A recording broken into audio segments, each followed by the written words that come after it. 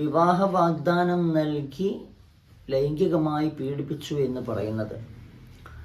ഞാനിത് പറയുന്നത് ഒരുപാട് പെൺകുട്ടികൾ അതിലിങ്ങനെ വീണ് പോവാണ് അല്ലേ.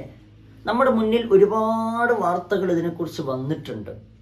നമ്മുടെ പെൺകുട്ടികൾ എന്തേ പഠിക്കാത്തത് എന്നാണ് ചോദിക്കുന്നത്.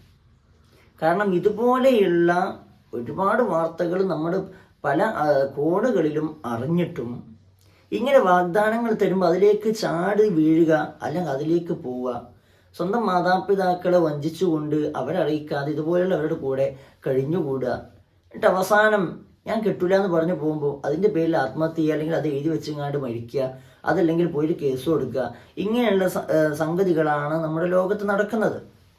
ഞാൻ പറയുന്നത് ഇതെല്ലാം നമ്മുടെ മുന്നിൽ കാണുന്നത് എന്തുറപ്പാണുള്ളത്? നമുക്കിങ്ങനെ ഒരു വാഗ്ദാനം ഒരാൾ തരുമ്പോൾ എന്തുറപ്പിലാണ് ചെന്ന് തലവെക്കുന്നത്? കാരണം ഒരിക്കലും വിശ്വസിക്കാൻ പറ്റാത്തൊരു കാലമാണ്, നാടാണ്. നമ്മുടെ മുന്നിൽ ഒരുപാട് സംഭവങ്ങൾ കഴിഞ്ഞു പോയിട്ടുണ്ട്.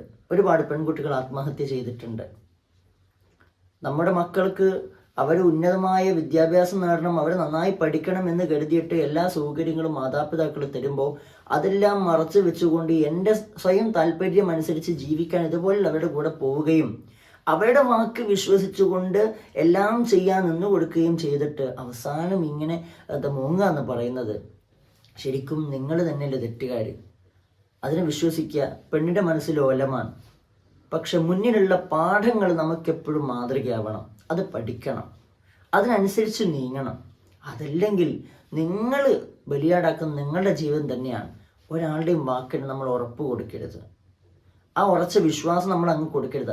അഗന്ധമായാലും എന്താ പറയുക, അഗാധമായി വിശ്വാസം ഒരാളിലേക്ക് കൊടുത്തിട്ട് അയാൾ വഞ്ചിക്കുമ്പോൾ ഉണ്ടാവുന്ന വേദന വല്ലാത്തൊരു വേദനയാണ്.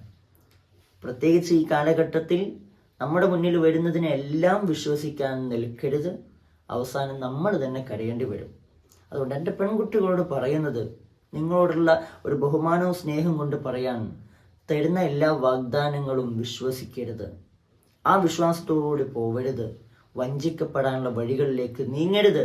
നിങ്ങളെ കാത്തു നിൽക്കുന്ന, നിങ്ങൾക്കൊരു നല്ലൊരു ജീവിതം തരണമെന്ന് ആഗ്രഹിക്കുന്ന, നിങ്ങളെ ഉണ്ടാക്കി വലുതാക്കിയ നിങ്ങളുടെ മാതാപിതാക്കളുണ്ട്.